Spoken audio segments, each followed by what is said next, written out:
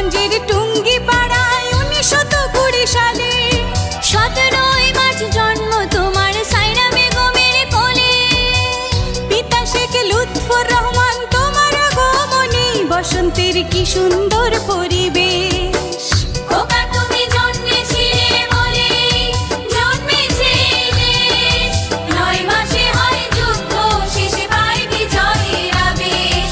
বিশ্ব মানচিত্রে ফুটে ওঠে বাংলাদেশ, বিশ্ব মানচিত্রে ফুটে ওঠে বাংলাদেশ।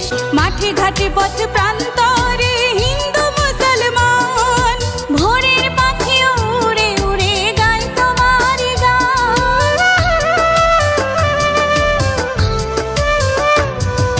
মাঠে ঘাটে পথ প্রান্তরে